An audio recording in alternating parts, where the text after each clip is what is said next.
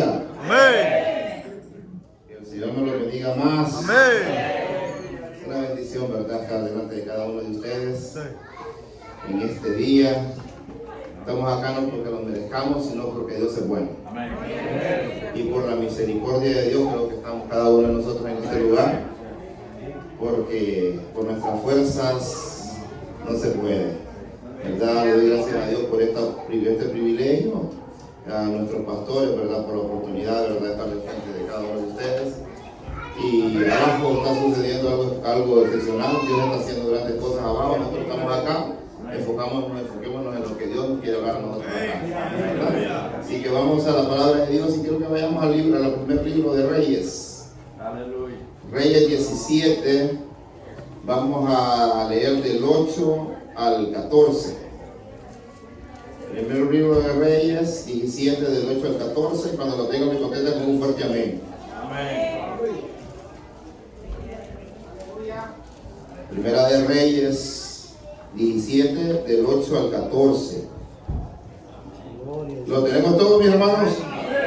La palabra se lee como está escrita, honrando al Padre, al Hijo y al Espíritu Santo, y dice: vino luego a él palabra de Jehová diciendo: levántate y vete a Sarepta de Sidón y mora ahí. He aquí, yo he dado orden ahí a una mujer viuda que te sustente.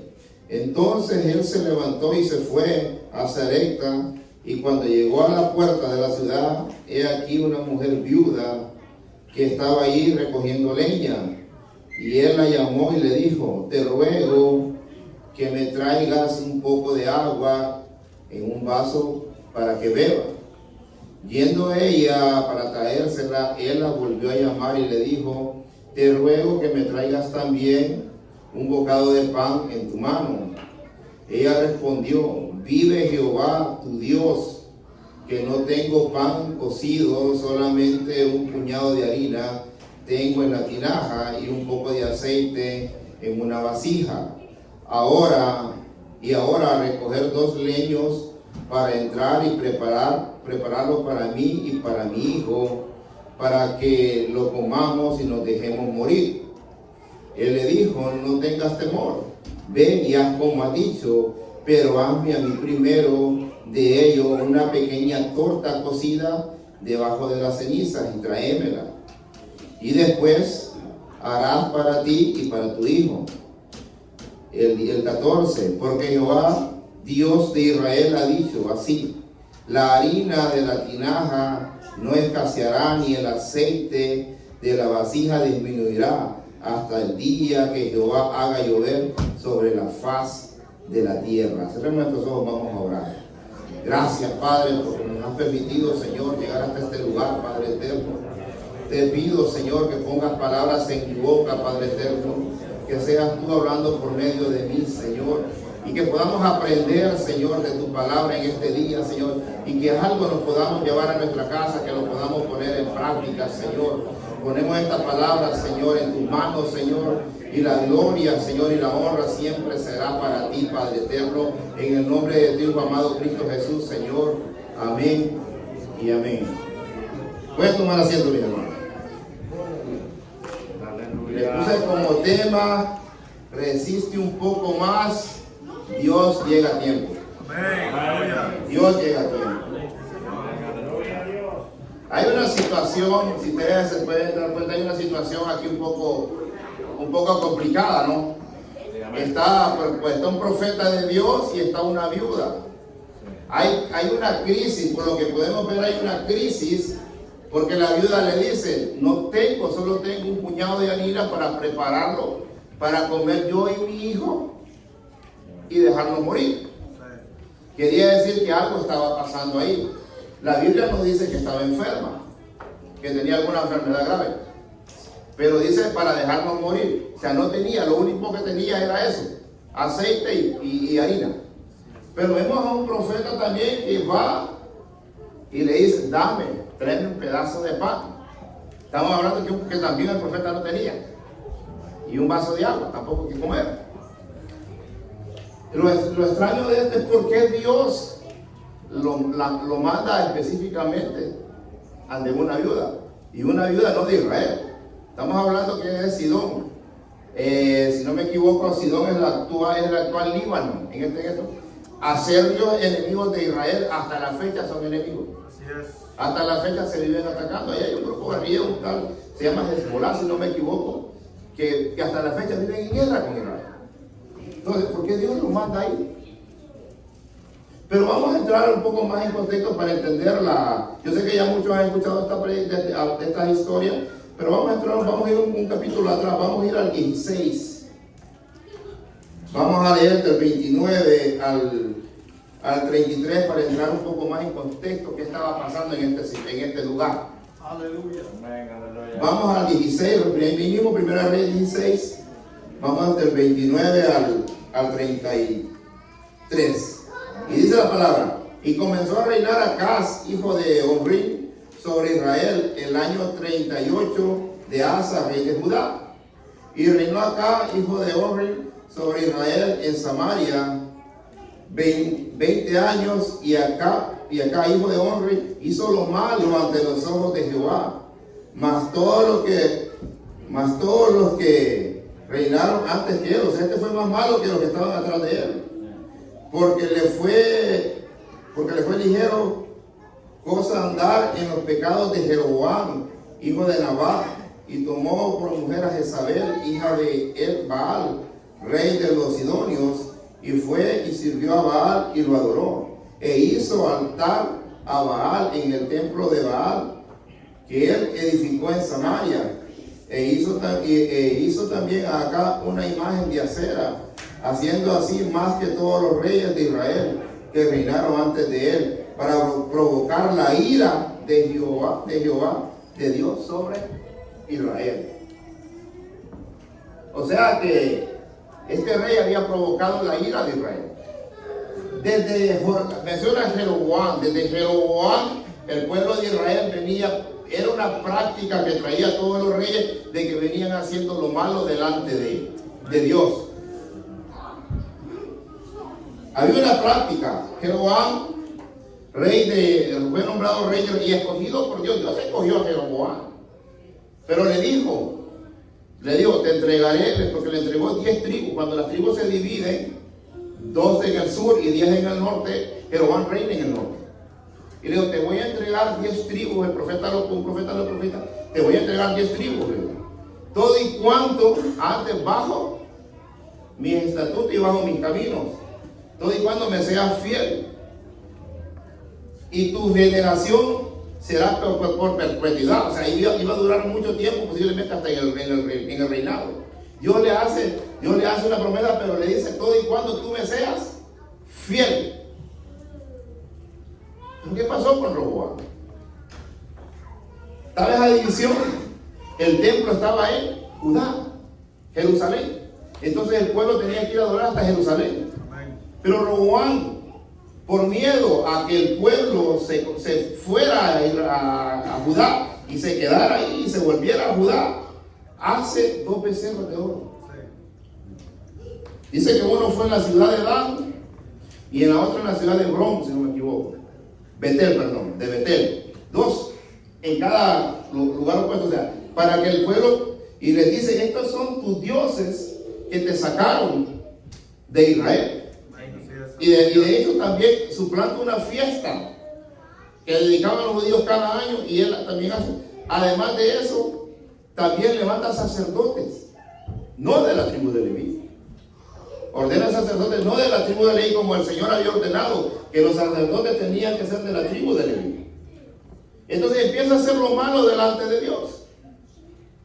Y después de él, los reyes que vinieron de él no cambiaron eso. O sea, el pueblo venía de idolatría en idolatría, pecando delante de Dios, hasta llegar acá. Y acá tampoco hizo lo recto delante de Dios, siguió el mismo. Quizás, y la palabra dice todavía fue hizo más pecado que los demás reyes. Amén, aleluya. Y ahí es donde quiero llegar. Muchas veces nosotros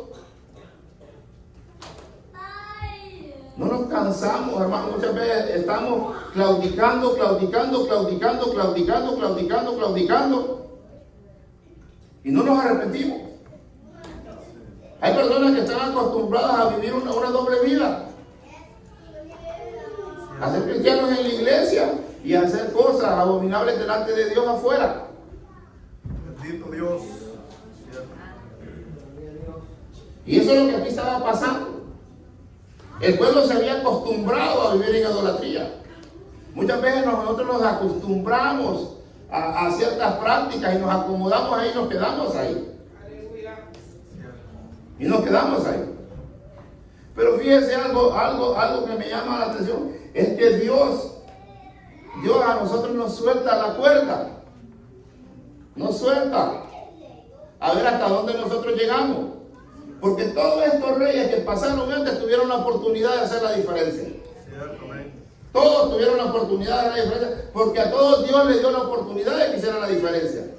Pero ¿sabe quién no lo hicieron? Igual nosotros, todos tenemos la oportunidad de hacer la diferencia. Todos tenemos la oportunidad de hacer la diferencia. Pero muchas veces no la queremos hacer. No la queremos hacer. Acá tuvo la oportunidad. Fíjense que, y ahí nos da otra gran lección.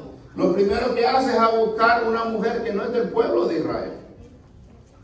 Y nos da otra enseñanza. Dios dice, no nos juntes con yugos desiguales. No, es que yo la voy a convertir, o es que yo la voy a convertir, o viceversa. No digo que no pueda pasar, sí, puede pasar. Pero pregúntenle a Sansón. Pregúntenle a Sansón. O pregúntenle al mismo acá. ¿Qué fue lo que pasó? Aleluya. Sansón estaba llamado a hacer grandes cosas. Pero ¿por qué desobedeció? Una de las órdenes que Dios le dio, que no buscara mujer fuera del pueblo de Israel. Y fue a buscar una ¿qué? Filistea. Vino acá y fue a buscar una que no era del pueblo de Israel. ¿Y qué pasó con Sansón? Lo llevó a la ¿dónde? A la destrucción. Porque Sansón sirvió de burla de los filisteos. Lo sacaban para divertirse con él. Cuando era un hombre que con una quijada de burro mataba a miles de personas. De filisteos, él solo.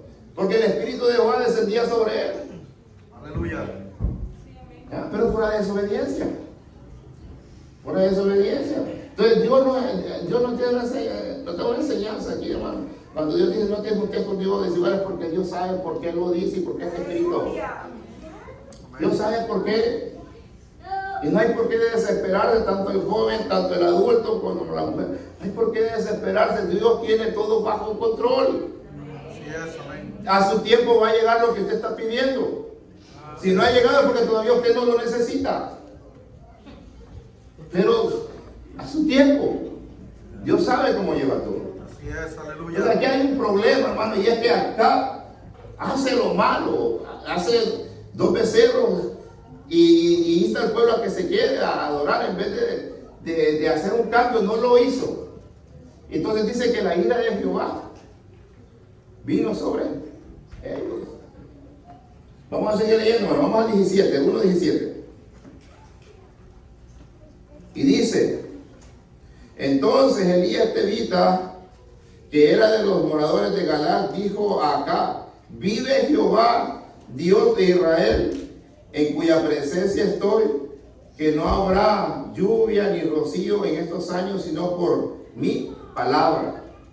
Y dice, y vino a él palabra de Jehová diciendo, apártate de aquí y vuelve al oriente y escóndete en el arroyo de Querí, que está al frente del Jordán, y verás del arroyo, y yo mandaré a los cuervos que te den allí de comer.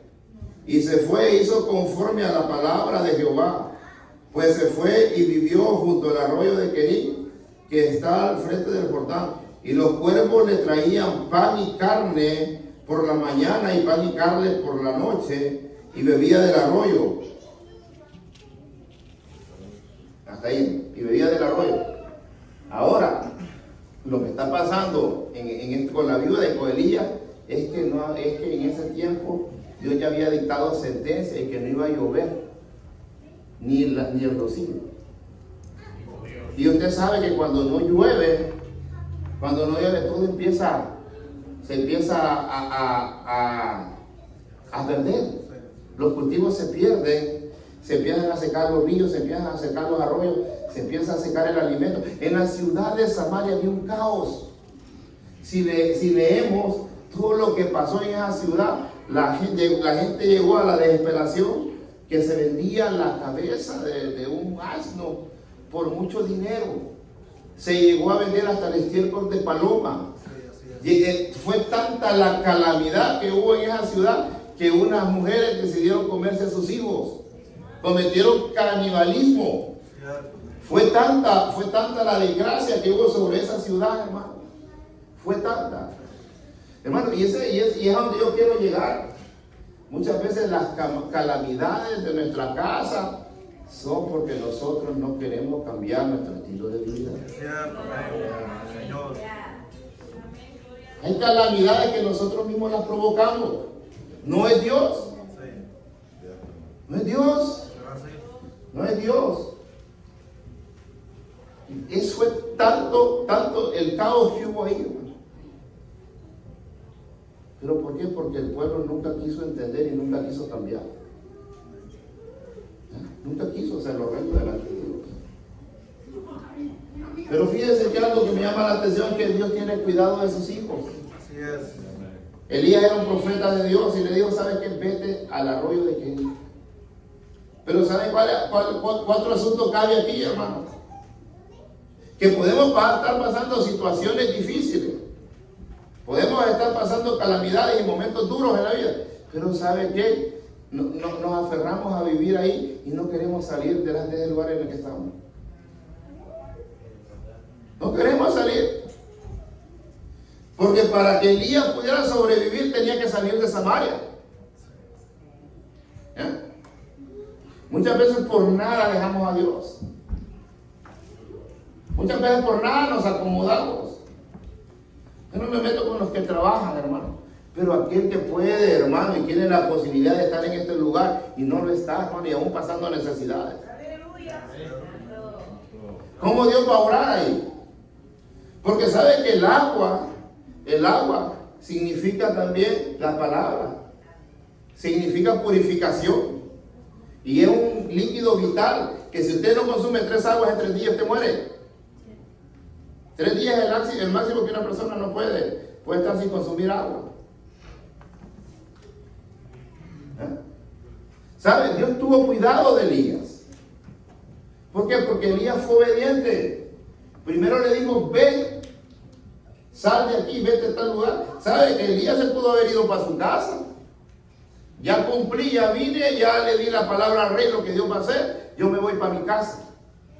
No, el Señor le dijo, sal de tu comodidad, ve a tal lugar y ahí vas a vivir. ¿Ah? Ahí vas a vivir. La pregunta es, hermano, hay lugares específicos. Hay lugares para los niños, hay lugares para ir a estudiar, hay escuelas donde los niños van a estudiar. Hay lugares donde nosotros vamos a trabajar. Hay lugares específicos. Pero también hay lugares específicos donde buscar la presencia de Dios. Aleluya. Porque podemos decir en la casa lo buscamos, sí, lo buscamos, puede ser. Pero no es como estar en la casa que Dios ha creado para poder buscar su presencia. Para poder buscar ese pan y poder buscar esa agua. Esa agua que es la vida. Le digo a la mujer samaritana, si yo te diera de mi agua, no vas a tener sed jamás. Porque Cristo es el agua de vida. Elías fue obediente y salió. Nosotros tenemos que ser obedientes también. El problema es que nosotros no queremos obedecer a Dios. Podemos pasar necesidades, situaciones difíciles y nos aferramos, hermano. Y muchas veces nos enojamos con Dios. Y le echamos la culpa a Dios. Y decimos, ay, cuando yo estaba allá en el mundo, me iba mejor. Aleluya. Ahora con Dios, mira lo que estoy pasando. Es que llegar al cielo no es fácil. Yes, amén. Con ese estilo de vida que estamos llevando no vamos para el cielo. Aleluya. Al cielo no va a entrar cualquiera. Sí, así es. ¿Ah? Entonces necesitamos avanzar. Necesitamos salir de esa comodidad. Y ya se puede haber quedado. Y fíjense que algo interesante es que le dicen los cuervos te van a alimentar. Y sabe que los cuervos es un animal inmundo. ¿Por qué Dios usa los cuervos? ¿Por qué Dios usa los cuervos? ¿Sabe por qué? Porque el infinito poder de Dios es tan grande que todo le obedece. Así es, amén, Y Él aleluya. usa a quien quiere, como quiere. Bendito Dios, aleluya. Así. Él usa a quien quiere y como puede. Y como Él quiere. ¿Ah? Así. Mira, nosotros muchas veces despreciamos. Muchas veces siempre andamos viendo a quién tiene más o a quién nos puede ayudar. Y despreciamos a aquel que lo vemos, que lo vemos muchas veces humilde en su forma de ser y en su forma de caminar. Porque Dios pudo mandar a Elías, vete a tal lugar, ahí va a estar tal persona, ahí te va a dar de comer, te va a dar un cuarto, no te va a faltar nadie, vas a estar cómodo. ¿Ya? No. Dios lo mandó a un lugar donde los cuervos lo iban a alimentar. Y sabe que a Elías no le faltó carne, dice que le daban. Elías comió bien. Y el agua no le faltó, estaba en un arroyo. Carne por la mañana, carne por la tarde. Elías estaba bien. ¿Sabe por qué? Porque a Dios tiene cuidado de cada uno de nosotros. Así es, aleluya. Dios tiene cuidado de sus hijos. ¿Saben por qué? Cuando sus hijos son obedientes. Cuando sus hijos son obedientes, cuando somos obedientes a la palabra de Dios, cuando somos obedientes a sus estatutos, Dios tiene cuidado de nosotros donde quiera que estemos. A donde quiera que estemos. Fíjense que la mano de Dios es tan buena que a donde usted se plante, ahí usted va a ser bendecido. Si no, pregúntele a José. José fue a la casa de Potifar y lo hizo el jefe de todos sus empleados. José estuvo en la cárcel injustamente y era el jefe de toda la cárcel. Y José fue sacado, estuvo frente al faraón y fue el segundo al mando después del faraón. A donde usted vaya, cuando usted es obediente y cumple los estatutos de Dios, Dios lo va a bendecir y lo va a progresar. Dios lo va a hacer. No hay otra cosa para Dios.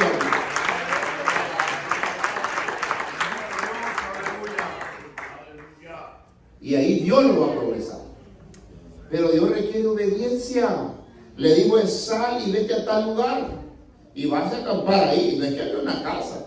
Ahí vas a ver dónde vas a dormir y ahí te vas a ubicar. Pero sal de aquí, porque ahí te voy a bendecir. Ahí no te va a faltar nada. Y Elías se fue, hermano. ¿Y sabe qué? Y dice más abajo. Ahí mismo estamos leyendo. Pero dice que en el 17:7 dice, pasando algunos días se secó el arroyo porque no había llovido sobre la tierra. El arroyo que estaba sustentando a Elías se secó porque ya no había llovido. O sea que podemos estar diciendo que ya había quizás pasado un lapso, quizás de un año Elías viviendo en ese lugar. Pero como le digo, Dios no desampara a sus hijos todo y cuando usted sea obediente. Porque al instante, dice, vino luego a él palabra de Jehová diciendo, levántate y vete a Sarepta de Sidón y morarás ahí. Y aquí ha dado órdenes ahí a una mujer viuda que te sustente. Hermano, cuando usted sienta que se empieza a secar, hermano, métase más con Dios. Cuando usted piensa que ese arroyo de agua que está fluyendo dentro de usted empieza a menguar, hermano, es hora de meterse más. Aleluya. Pero ¿sabe cuál es el problema? Que sentimos pesados días de ayuno. Sentimos pesados los cultos que tenemos en la semana. Venimos de ayuno y el sábado ya vamos a vigilia y vamos a salir a las 2 de la mañana. Sentimos pesados. ¿Y cómo ahí nos vamos a alimentar, hermano? Si sentimos pesado estar en las cosas de Dios. ¿Cómo? ¿Cómo podemos, díganme ustedes? Dios sabía que ya el arroyo se había secado, inmediatamente le dice Elías, ¿sabe qué? Sal de aquí a tal lugar, que ahí te van a sustentar. Le da órdenes, porque Dios es así, hermano. Dios es así, no nos va a dejar ni nos va a desamparar. Cuando ya sintamos que ya no tenemos fuerzas, cuando Dios actúa. Pablo por eso dice, cuando soy débil es cuando soy fuerte. ¿Saben por qué? Porque cuando somos débiles dependemos plenamente de Dios. Ah, no, cuando tenemos todo, no dependemos de Dios. Y le da orden y lo manda para una viuda. Y ahí donde entramos, una viuda, Zaret, una nación enemiga de Israel. Pero ¿sabe qué? Elías fue obediente. No le dijo, Señor, ¿y por qué no me mandas para otro lugar aquí, Israel, otra ciudad? ¿Por qué no buscas a alguien ahí que me sustente? No cuestionó a Dios. No cuestionó, simplemente avanzó. Muchas veces nosotros cuestionamos a Dios, hermano. ¿Por qué a mí? Imagínense, hubiéramos pasado lo que Job pasó. ¿Dónde estuvieron? Y dice, levántate, dice, y ve y una mujer te va a sustentar. Entonces él se levantó y se fue a Sarepta. Y cuando llegó a la puerta de la ciudad, hay aquí una mujer viuda que estaba ahí recogiendo leña. Y él la llamó y le dijo, te ruego que me traigas un poco de agua en un vaso para que beba.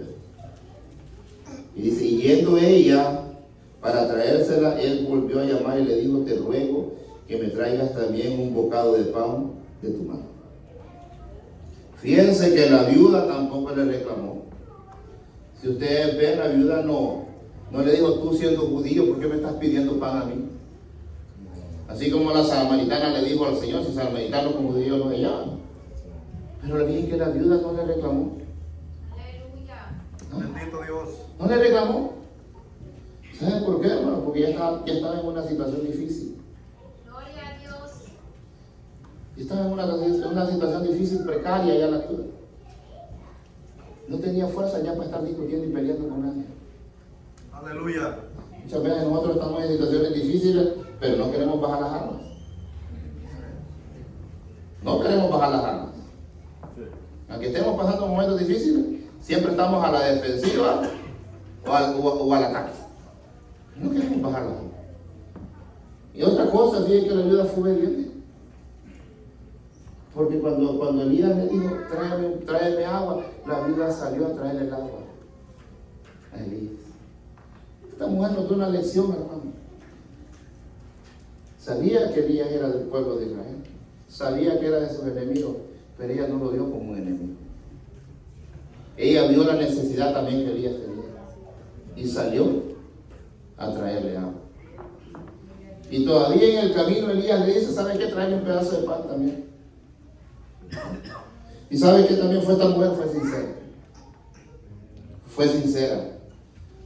Porque dice, ella respondió, vive Jehová tu Dios. No era el Dios de ella. Ella tenía sus dioses. Vive Jehová tu Dios. Pero ¿sabe qué? A pesar de que Jehová no era su Dios, lo respetaba. Porque por él le dijo, ¿sabe qué? Por él te digo que no tengo pan. Lo que tengo es un poquito de harina y un poquito de aceite. Por él.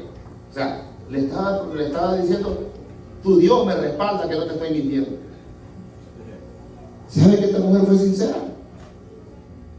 ¿Y cuánto nos cuesta a nosotros ser sinceros? ¿Cuánto nos cuesta, hermano? Muchas veces pasamos necesidades porque no abrimos la boca. Aleluya. Que no abrimos la boca. Hay que me da vergüenza. Hermana, que le dé vergüenza, o hermano, que le dé vergüenza cuando lo vean haciendo algo malo. Sí, es cierto. Pero cuando pide apoyo por una necesidad, que no le dé vergüenza. Bendito Cuando pide Dios. oración por una necesidad, que no le dé vergüenza. En vez de no pedimos oración, ¿sabe por qué? Porque nos da pena.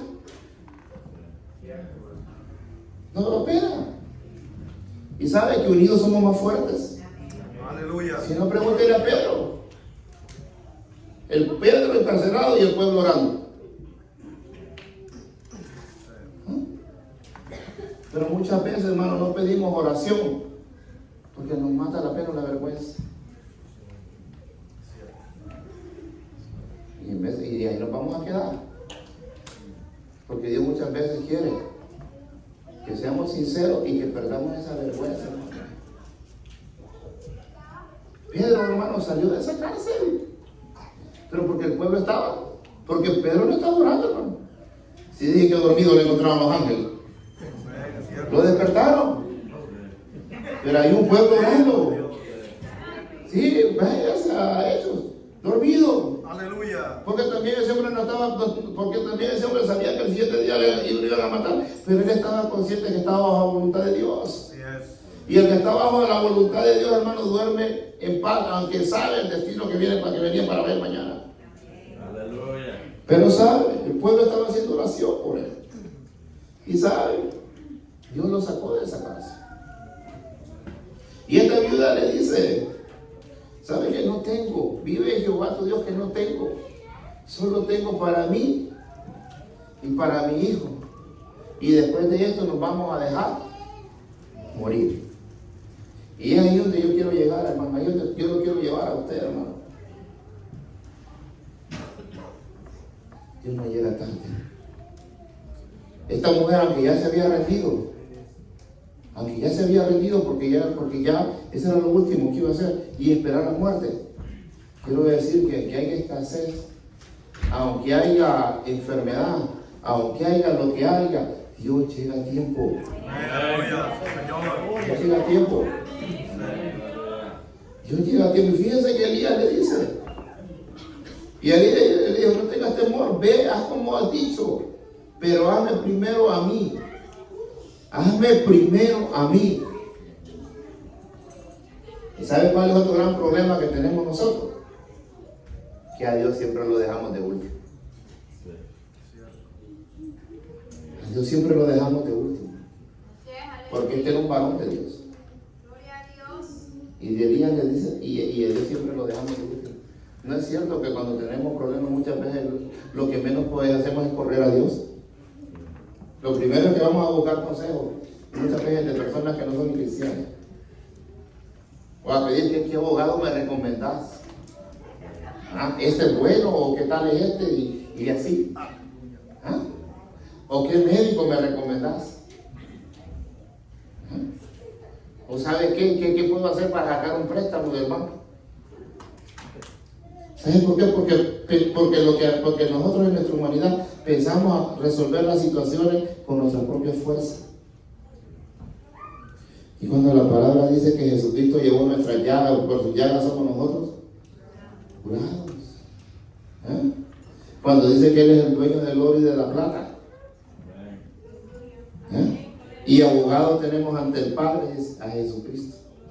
Bendito Dios. Pero ¿sabe qué pasa? Que nos falta la fe.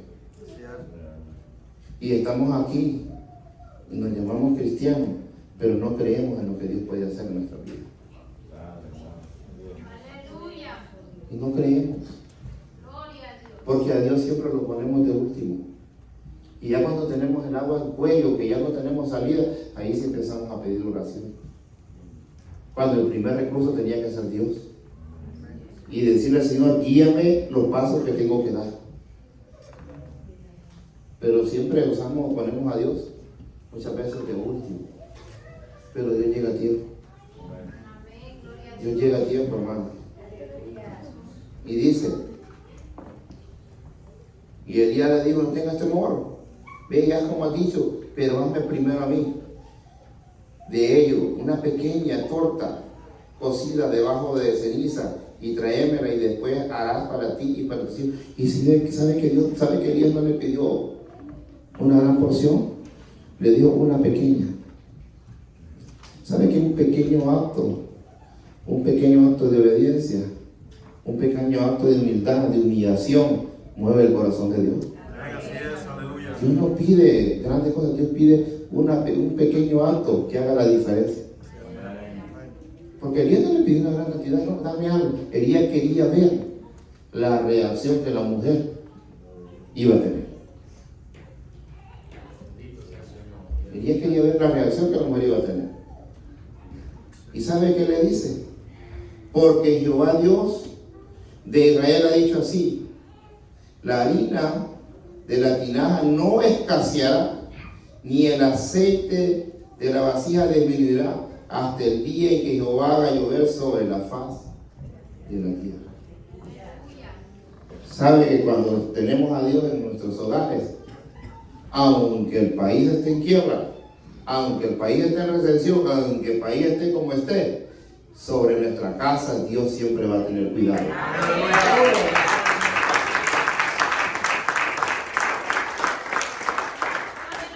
Sobre nuestra casa Dios siempre va a tener cuidado. Todo y cuando nosotros le demos la oportunidad a Dios que more en nuestra casa. Porque sabe que esa viuda hasta le hizo un cuarto a Elías para que se quedara ahí. Y si no me equivoco, Elías convivió prácticamente casi 2 años con ella. Porque la sequía duró 3 años y medio. 1 año que estuvo en ese arroyo, por ahí así, y 2 años, pues obviamente convivió, parece, con esa viuda. Y no faltó el aceite, ni el pan, ni la harina en esa casa. ¿Por qué? Porque esa viuda metió a Dios en su corazón, aún no creyendo en ese Dios. Pero ¿sabe qué? Después de eso esa mujer creyó en Dios. Y no le faltó. Necesitamos, hermano, meter a Dios de nuevo a nuestra casa. Necesitamos llevar a Dios a nuestros hogares. Porque aunque el aceite escasee, si Dios está ahí, Dios va a proveer. Dios va a proveer. Y sabe, más adelante se le muere el hijo también. Pero cuando Dios está en el hogar, todo está bajo las manos de Dios y todo está bajo control. Porque se muere el hijo más adelante, pero Elías, por medio del Espíritu de Dios, lo resucitó. O sea que esa mujer tenía cobertura completa. Y eso es lo que Dios quiere darnos a todos en esta noche. Es cobertura completa, pero necesitamos llevar a Dios a nuestra casa. Necesitamos tener a Dios en nuestras vidas. Necesitamos buscar a Dios. Necesitamos ser obedientes delante de Dios. Porque aunque las crisis vengan, aunque las situaciones vengan, y aunque ya no hayamos salida, Dios llega justo a tiempo. Porque la viuda se iba a dejar morir. Pero Dios llegó antes de que eso pasara. Así que, hermano, aguante. No se desespere. Dios siempre llega a tiempo. Dios siempre llega a tiempo. Y Dios tiene todo bajo control. Él conoce, hermano, nuestra vida. Él conoce. Él conoce de lo que tenemos necesidad. Y Él conoce de lo que nosotros necesitamos. Él lo conoce todo. Pero necesitamos esa obediencia que tuvo el hijo. Necesitamos esa obediencia de esa viuda. Necesitamos ese corazón de esa viuda que aún siendo enemigo del pueblo de Israel, esa viuda no lo vio a Elías como un enemigo, sino que le tendió la mano, porque cuando nos mandó a traer agua, salió por ese vaso de agua. Necesitamos, hermano, si queremos ver la mano de Dios en los momentos difíciles, posiblemente ahorita no estemos pasando momentos difíciles, pero créanme, van a llegar. Van a llegar. Pero si queremos ver la mano de Dios en esos momentos difíciles, no saquemos a Dios de nuestra vida y de nuestros hogares. Y no dejemos de buscarlo.